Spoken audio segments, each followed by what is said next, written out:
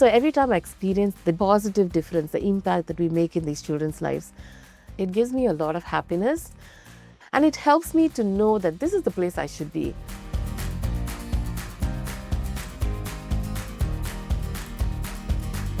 Hello and welcome back to Moments in Mind.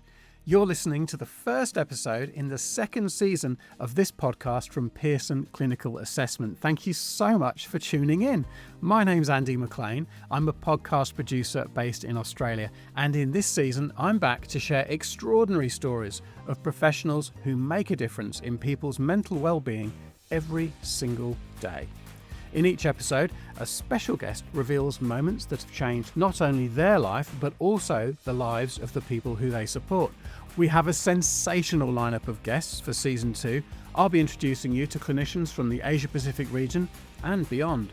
In today's episode, you'll hear my conversation with the amazing Cordilia Justin, who is Senior Principal Psychologist at Cerebral Palsy Alliance Singapore. She reveals the very personal reasons why she decided to pursue a career in psychology and specialise in serving people with special needs, specifically those with neurological and developmental disorders. This episode is full of rather wonderful, true stories. We start with the tale of Cordilia and her twin sister, who was experiencing some real challenges at school. And then, one day, in a school library, Cordilia made a discovery that would change the course of both of their lives.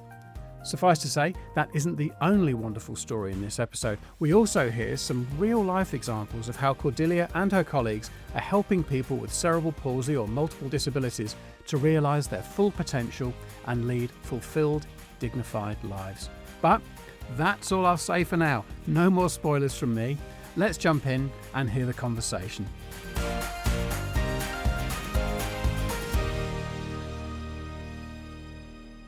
Hi Cordilia, welcome to Moments in Mind. Thanks, Andy, and lovely to be here.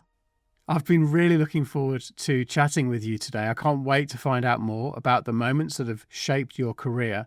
Before we get into all of that though, let's go right back to your childhood. Can you tell me about your earliest memory?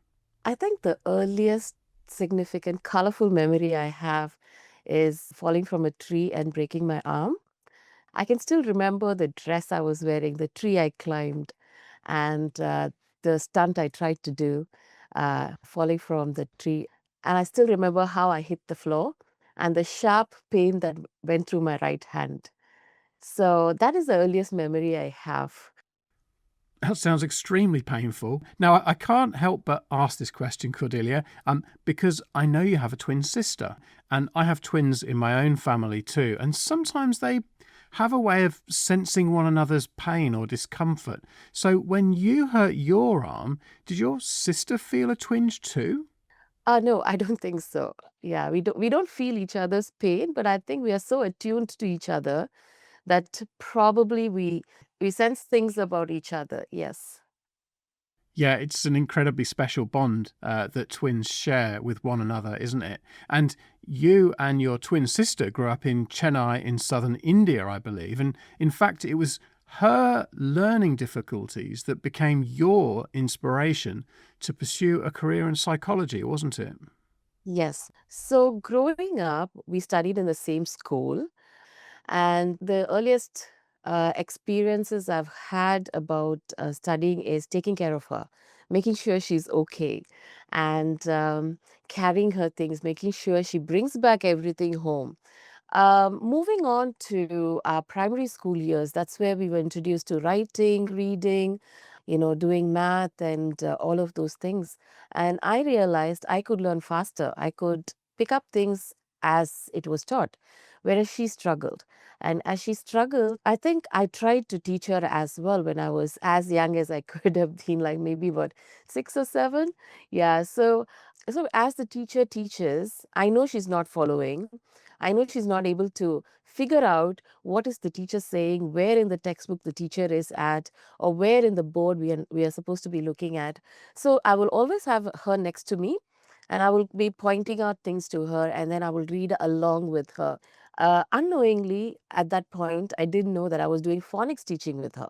I was doing the blending, the rhyming, and the sounding off of the alphabets, the numbers, the directions it was written. So from then on, I have been her teacher, her protector, someone who'd fight for her. In spite of all that, I saw that she was struggling.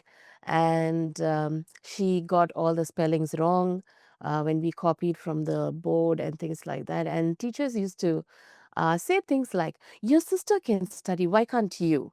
And those kind of comparisons were made. Yeah, that must have been difficult for both of you. Yes, because I could see the pain in her face. Because it wasn't that she wasn't trying, she was trying.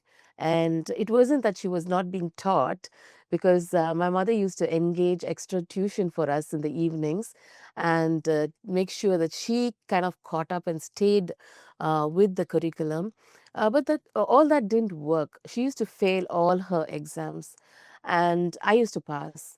And these were comparisons that were going on. It went on for a very long time until she was retained a year to repeat a year. So we were separated like that, and it was a very painful experience because I think for about 5 years of studying primary school, I was always with her, and she was always with me. She was like my shadow. And then the when we went into high school, I was promoted, she wasn't. So it was like two different campuses within a big campus, and our timings were also very different. So all that used to affect me a lot. So I started wondering at that point, why is she different? It's not that she's not smart. Even as young as then, I used to think she's not like somebody who cannot do things. She can, but why is that she's not able to study the academic part of it? So that question always remained in me. Yeah, and you only started to figure out the answer to that question a few years later in the school library when you stumbled upon a book called Developmental Psychology, right? Yes. So I didn't know that was a subject book, but I picked it up because there was cute pictures of kids in there. So I wanted to read, and then I started reading. I mean, I think after chapter one, which was a little boring because it was all theories, and then it moved on into conception and the child being born and being an infant, the toddler, the different stages of being a child. And I could see what had happened to us play out there. So this book was nice in that it covered developmental disorders as well. And in that, I saw learning disorders. And then I started reading learning disorders a little bit more. And then because I had this experience, I could connect with what I was reading. And I felt like all what they were telling are things that I've seen in my sister. So then I started wondering, okay, so what is it that I'm going to do with my life? This is what I want to do. I want to figure out what is happening to my sister. And I want to see how I could support her better. So you discovered the field of psychology almost by accident. You studied science and maths, and that started you on the journey to studying psychology. And in fact, your sister did the same thing, right? Yes. And I'm so glad and I'm so proud of her today because she has done her master's in psychology as well, because she follows my footsteps. And so she studied psychology with me. She did her master's with me as well, as in like 1 year behind me. So it was again easier for me to teach and learn. And I would say I learned a lot of my leadership because of her. And the sense of justice that I have right now, it is because I have seen how the weaker people could be subjected to a lot of things that is not fair simply because they are weak in something. So I owe a lot to her for who I am today.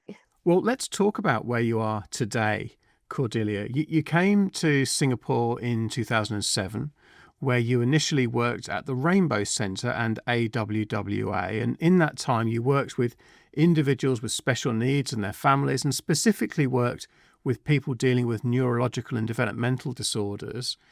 Then in 2023, you joined the Cerebral Palsy Alliance Singapore, or CPAS as they're known, where you are today. It's a fascinating organisation that does some incredible work. So I'm keen to find out more about your role there. But first, for any listeners who aren't familiar with exactly what cerebral palsy is, could you give us a quick definition? So cerebral palsy is a condition that happens because there is some form of damage to the developing brain in utero or probably during the process of birth. So what happens is it affects the child's muscle coordination, movement, and posture. So when that happens, right, it could affect one arm and one leg, or four limbs are affected, your whole body is affected, or probably it just affects the legs or just the hands. So there is different conditions under this that has various presentations. And so, how does your organization help people with cerebral palsy? So my organization has about 800, we serve about 850 clients. So what happens is, as soon as a child is diagnosed with this condition, parents and families don't know what to do typically, and they don't also know what cerebral palsy is like, or what it is, and how it would present itself for the child throughout their lifespan. So what happens is, the hospitals would start the process of educating, and then they would refer them to early intervention. That's interesting. So, CPAS works with people living with cerebral palsy Yes, yes, we do. and also their families. Tell me about that. We work with the whole family in that we help the parents understand what the condition is, and at the same time helping them to know that they are going through grief, because many times the presentation is anger or despair, and this could be misunderstood as probably she's going through depression or she's going through anxiety. All these are part of grief, the grief process parents experience, and we help them through supporting them through this whole process, helping them understand what they're going through. So the social workers and psychologists are kind of, we do our job together, and also because we are trying to bring in the transdisciplinary practice, we work together as a team. So sometimes when the speech and language therapist or the occupational therapist or the physiotherapist says things, the family is not able to understand, so we will be the people who will help them understand and help them also with the emotions that they experience. Because we also think, like, is it okay to even experience these emotions? Is it normal? So we kind of normalize that for them. So these families are there with us, and we walk with them through this journey, being with them, holding space, letting them share their thoughts and feelings about what is happening to them, and also being real about these emotions with them. So that's essentially what, as psychologists, we do with families in the initial stages. And with the child, of course, we work with them depending on the level of the disability, in terms of, do we work with them on the play skills? Do we work with them on classroom engagement activities? And how do we help them make sense of the world? So we work on these aspects with the child. And how is it that you determine what kinds of interventions might be required and what the challenges and indeed potential of each child is? So we have what's called as the initial assessment. So once we receive the child, we come together as a group to interview the parents, as well as understand how the child is and how he presents himself, what his routines are like, what are things that he engages or laughs with a lot. Smiles and laughs and things like that. So we look at various aspects of how the child responds to stimulus, as well as we will be definitely interviewing the parents, because they have the child throughout the day, right? So many of our questions are based on our Vineland assessments, adaptive scale to so it's a we take questions from there to help guide this interview process itself. So they share with us how the child's daily living looks like, what the child is able to do, how does he communicate, what does he understand in terms of communication, and how does he behave when you bring him out into the community, and is he aware that people are looking at him, or is he oblivious to that but is engaged in his own senses. So these are things that we ask from the parents and understand, as well as we work with the child, in the sense we kind of present different stimulus like toys and books and other materials, and also sometimes we bring them to the gym to see how they would explore. So all that gives us information in terms of the child's ability level, and also the ability to follow instructions. So from there we will determine what kind of support the child would require, whether it would be primarily physiotherapy oriented, or whether it would be occupational therapy that will need to come in, or whether it would be speech and language, and also how the psychs can support the whole process. Okay, so that covers the early intervention phase. Let's take a short break, and afterwards, we'll talk about how you work with kids when they've reached school age. And I'm also really keen to hear some real life examples of the amazing work that you do. So, we'll be right back after this break.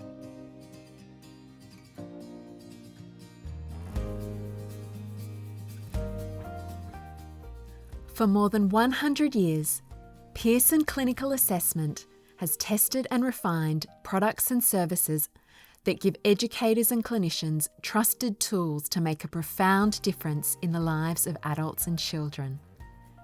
Check out the Pearson website to find out more about the tools that Cordilia and her colleagues use at Cerebral Palsy Alliance Singapore, including the Vineland Adaptive Behaviour Scales and the Weschler Preschool and Primary Scale of Intelligence. Wherever you are in the world, you can find Pearson by Googling Pearson Clinical Assessment.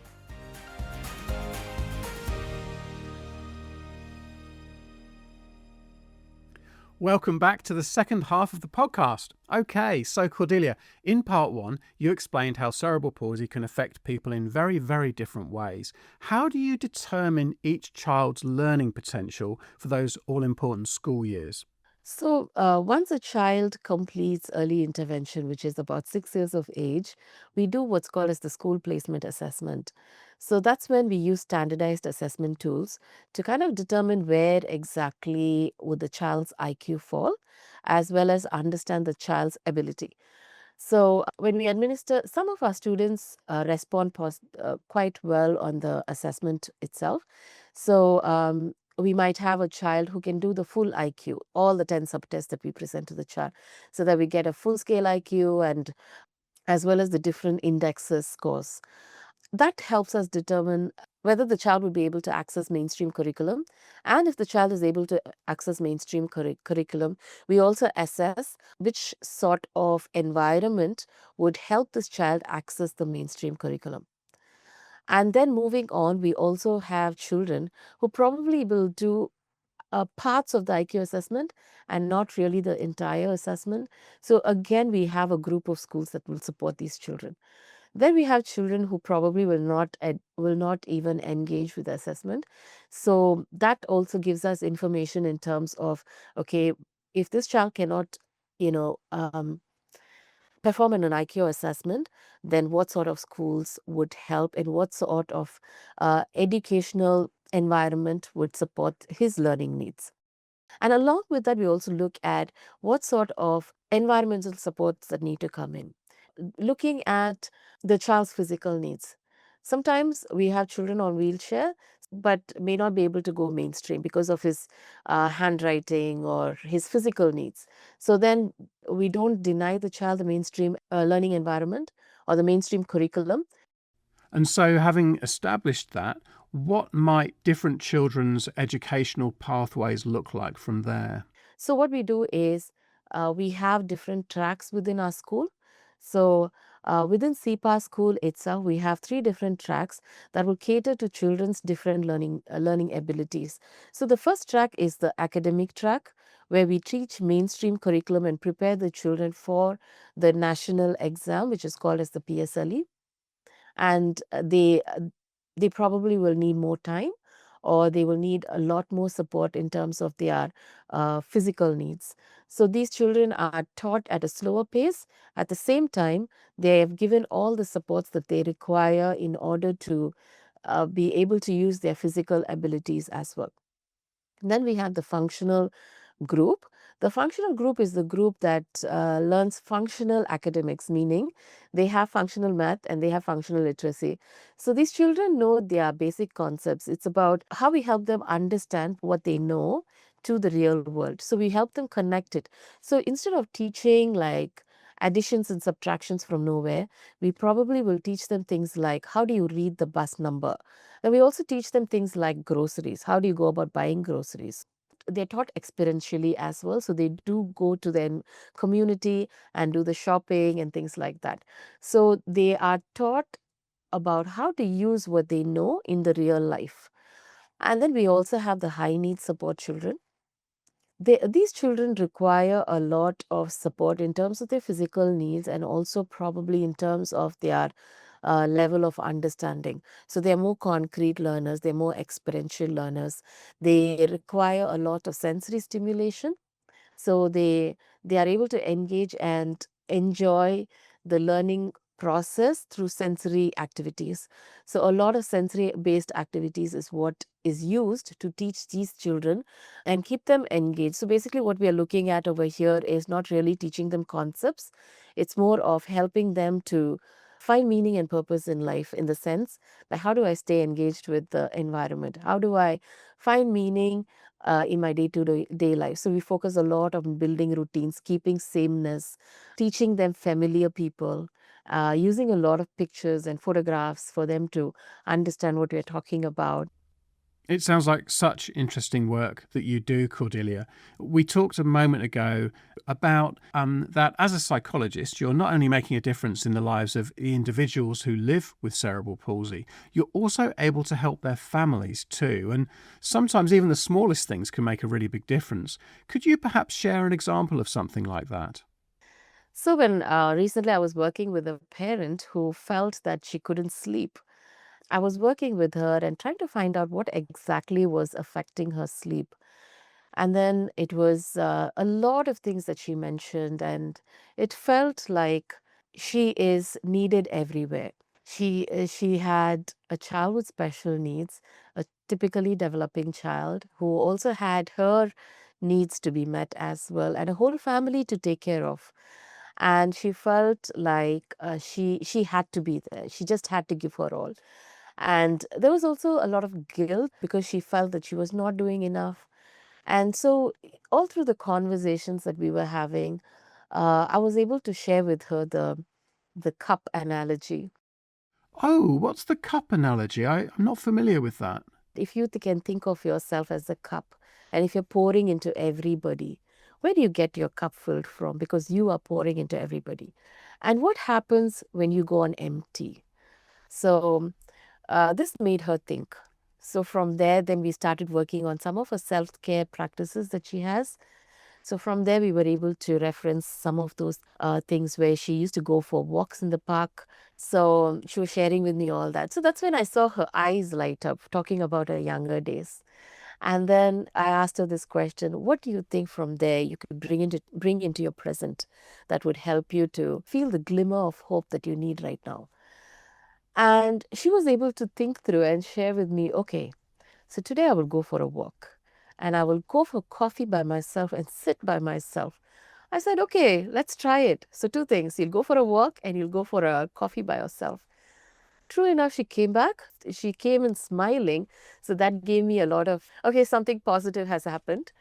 Then, when I asked her for that, then she said that she did do that. Not exactly every day, but at least I think every other day she was able to do that. And she felt that she could breathe, sit by herself and breathe, walk and look around at the trees, at the birds, and all of that. And I was like, yes, so can we start doing this more? And can we keep it consistent? So I was working with her in that aspect, and it was beautiful to see that she actually gave herself that gift of self care. And when she did that, her sleep got better. She was less angry. She was less moody, cranky, and she was a better person to others. So I think that was the cherry on the cake for me for that whole year. Yeah. Wow. And Cordelia, could you perhaps share an example of your work with a young person who has cerebral palsy? So recently we had a child who went into it started with an anger outburst and then went into a tantrum and then went into a full-blown meltdown. So after the whole meltdown, when we were sitting down and asking him what happened, what upset you, and things like, then the thing that he said is that, why must I do everything that everybody else says? Why can't I do what I want to do? Actually, another psychologist was working with me on this. And then we were like, yeah, we keep telling our children, do this, do that. This is good for you. You must do this. Do more exercise, do more worksheets and things like that. Where do they get a chance to speak for themselves, right? And we were also kind of in a place where we weren't able to tell the child, okay, so what do you want to do? Do what you want to do, that kind of thing. We couldn't do that because a lot of other factors play in, like his parents, his teachers, the regular classroom expectations, and things like that. So we came up with a plan. We said, okay, he does need to follow whatever other people are telling him at this moment in his time. And we need to work with his parents as well in terms of for them to also hear from him what he wants to do or wants to say about things. So that will take a bit of time. Let's look at this child. What do we give him? We were able to negotiate and with him as well as with his teachers, where he would be able to choose what he wants to do at one part of the day.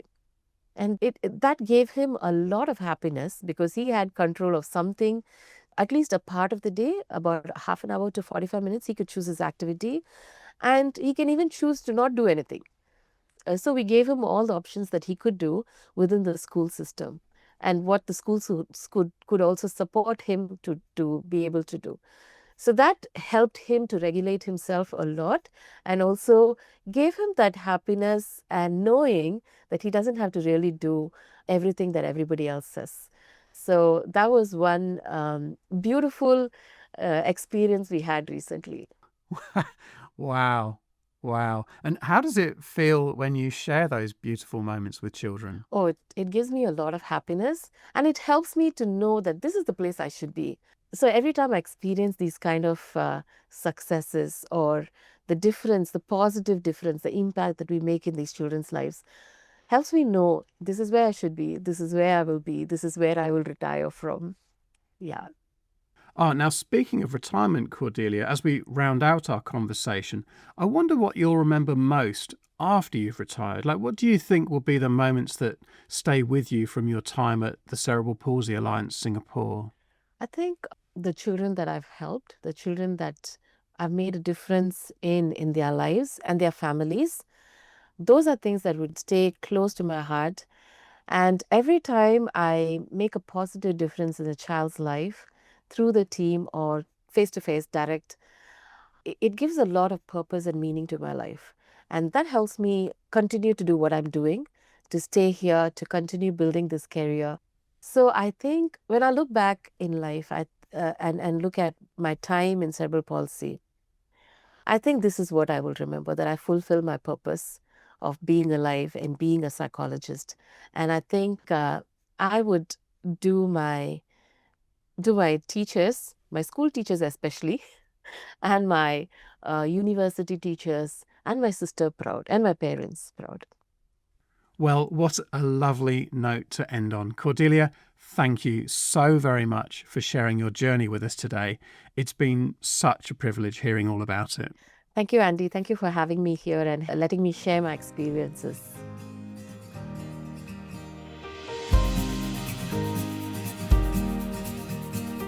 Thanks for listening to this episode of Moments in Mind, a podcast by Pearson Clinical Assessment. To find out more about the Pearson tools that Cordelia and her colleagues use, such as the Weschler Preschool and Primary Scale of Intelligence and the Vineland Adaptive Behaviour Scales, just Google Pearson Clinical Assessment and check out the Pearson website. And to listen to more episodes of Moments in Mind and to subscribe, you'll find us on Spotify, Apple Podcasts, YouTube, wherever you get your podcasts, basically. And while you're there, do feel free to leave us a rating or a review. We're very grateful if you did. And before I go, I did want to add a few more words about Cerebral Palsy Alliance Singapore's services. They serve around 850 clients of all age groups. Their youngest client is about 2.5, and their oldest client will soon reach his 60s. And there's 5 programs catering to the needs of clients. There's the Early Intervention Program, which caters to children who are 6 and under. The CPAS School, which caters to children who are 7 to 18 years of age. Adult Services, which cater to students who are 18 and over. Then there's the Day Activity Centre, which serves clients with significant physical needs and intellectual disability. Then there's GROW, which stands for Goodwill Rehabilitation and Occupational Workshop. That serves clients with cerebral palsy and multiple disabilities, offering a sheltered workshop that provides employment for clients. And then there's also the Connect Alumni Programme, which serves clients who have graduated from CPAS and allows them to stay in touch with their peers and have opportunities for ad hoc events and mentoring for employment. Lastly, and importantly, CPAS offers a assistive technology hub, which is an integral part of their services. This brings in low-tech and high-tech assistance to help clients reach their fullest potential. Such devices include the Rain Shield, sensory and vision aids, electronic aids for daily living, seating and positioning aids, alternative computer access, and so on and so forth. You can find out details of all of the services and resources that I've just described by visiting the Cerebral Palsy Alliance Singapore website, which is at cpas.org.sg. And that brings us to the end of this episode of Moments in Mind. So thanks again for listening, and goodbye for now.